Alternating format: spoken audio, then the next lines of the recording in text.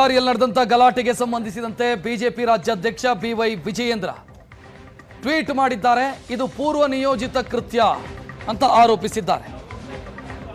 ಇದು ಸರ್ಕಾರಿ ಪ್ರಾಯೋಜಕತ್ವದ ಪೂರ್ವ ನಿಯೋಜಿತ ಕೃತ್ಯ ಇದು ಅಂತ ವಿಜಯೇಂದ್ರ ಆಕ್ರೋಶ ವ್ಯಕ್ತಪಡಿಸಿದ್ದಾರೆ. ಜನಾರ್ದನ್ ರೆಡ್ಡಿ ಕುಟುಂಬವನ್ನು ಗುರಿಯಾಗಿರಿಸಿ ನಡೆದಿರುವಂತಹ ಕೃತ್ಯ, ಶಾಸಕರ ಕುಮ್ಮಕ್ಕಿನಿಂದಾಗಿ ದುಷ್ಕೃತ್ಯಕ್ಕೆ ಇಳಿದಿದ್ದಾರೆ. ಬ್ಯಾನರ್ ಅಳವಡಿಸುವ ವಿಚಾರ ಕೇವಲ ನೆಪ ಮಾತ್ರ.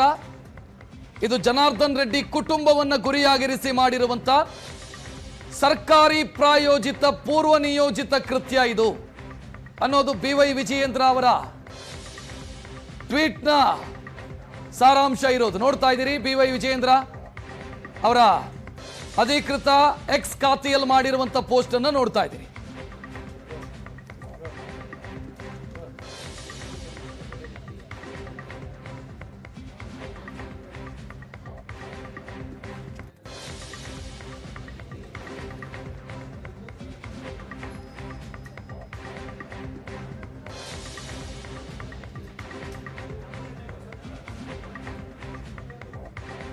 ಬಿಜೆಪಿ ನಾಯಕರು ಇದು ಪೂರ್ವ ನಿಯೋಜಿತ ಪ್ರೀ ಪ್ಲಾನ್ಡ್ ಅನ್ನುವಂತ ಆರೋಪವನ್ನು ಮಾಡ್ತಾ ಇದ್ದಾರೆ. ಇನ್ಕ್ಲೂಡಿಂಗ್ ಜನಾರ್ದನ್ ರೆಡ್ಡಿ ಅವರು ಕೂಡ ಅದನ್ನೇ ಹೇಳಿದ್ದು. ಗಂಗಾವತಿಯಿಂದ ನಾನು ಬರಬೇಕಾದ್ರೆ ಪ್ಲಾನ್ ಮಾಡಿ ಅಟ್ಯಾಕ್ ಮಾಡಿದ್ದಾರೆ. ಜನಾರ್ದನ್ ರೆಡ್ಡಿ ಬಂದ್ರು ಅನ್ನೋದು ಗೊತ್ತಾಗ್ತಾ ಇದ್ದಂತೆ ನನ್ನ ಮನೆಯನ್ನೇ ಗುರಿಯಾಗಿರಿಸಿ ಫೈರ್ ಮಾಡಿದ್ದಾರೆ ಅನ್ನೋದು. ಇನ್ನು ಬಳ್ಳಾರಿಯ ಜನಾರ್ದನ್ ರೆಡ್ಡಿ ಅವರ ಮನೆಗೆ ವಿಜಯೇಂದ್ರ ಅವರು ಭೇಟಿ ಕೊಡ್ತಾ ಇದ್ದಾರೆ ಇವತ್ತು ಸಂಜೆ 4 ಗಂಟೆಗೆ. ಘಟನೆಯ ಬಗ್ಗೆ ರಾಜ್ಯಾಧ್ಯಕ್ಷ ವಿಪಕ್ಷ ನಾಯಕರಿಗೆ ತಿಳಿಸಿದ್ದೀವಿ ಅಂತ ಶ್ರೀರಾಮುಲು ಆಗಲೇ ಸುದ್ದಿಗೋಷ್ಠಿಯಲ್ಲಿ ಹೇಳಿದ್ರು. 4 ಗಂಟೆಗೆ ವಿಜಯೇಂದ್ರ ಅವರು ಬಳ್ಳಾರಿಗೆ ಬರ್ತಾ ಇದ್ದಾರೆ. ಜನಾರ್ದನ್ ರೆಡ್ಡಿ ಅವರ ಮನೆಗೆ ಭೇಟಿ ಕೊಡ್ತಾ ಇದ್ದಾರೆ. ಆರ್ ಅಶೋಕ್ ಅವರು ಸುದ್ದಿಗೋಷ್ಠಿ ಮಾಡಿ ಖಂಡಿಸಿದ್ರು ಈ ಘಟನೆಯನ್ನ. ರಾಜ್ಯ ಸರ್ಕಾರ ಗೂಂಡಾ ಸರ್ಕಾರವನ್ನು ನಡೆಸ್ತಾ ಇದೆ ಅನ್ನುವಂಥ ವಾಗ್ದಾಳಿಯನ್ನ ಮಾಡಿದ್ರು.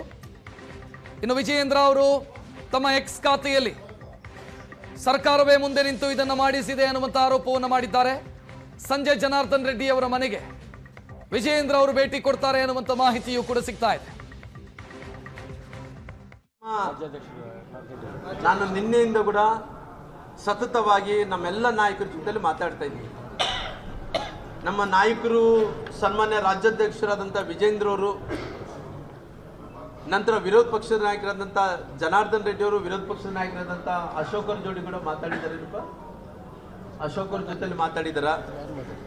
ಇವರು ಸೋಮಶೇಖರ್ ರೆಡ್ಡಿ ಅವರು ಕೂಡ ಮಾತಾಡಿ. ನಾನು ಮಾತಾಡಿಲ್ಲ, ನಾನು ಮಾತಾಡಿದ್ದು ವಿಜೇಂದ್ರ ಅಧ್ಯಕ್ಷರ ಜೊತೆಯಲ್ಲಿಂದೇ ಮಾತಾಡಿದ್ದೀನಿ. ಮತ್ತೆ ಪುನಃ ನಾನು ಬೇರೆಯವ್ರು ನಮ್ಮ ಮುಖಂಡರಿಗೆಲ್ಲ ಕೂಡ ಈ ವಿಚಾರವನ್ನು ಮುಟ್ಸೋಂಥ ಕೆಲಸ ಮಾಡ್ತಿದ್ದೀನಿ.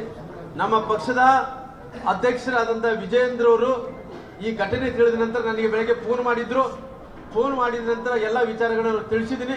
ನಮ್ಮ ಅಧ್ಯಕ್ಷರಿಂದ ಅನಿಲ್ ಅವರು ಕೂಡ ತಿಳಿಸಿದಾರ, ಜನಾರ್ದನ್ ರೆಡ್ಡಿ ಅವರು ಎಲ್ಲ ವಿಚಾರಗಳನ್ನು ತಿಳಿಸಿದಾರ. 5 ಗಂಟೆ ಒಳಗಡೆನೆ 5 ಗಂಟೆಗೆ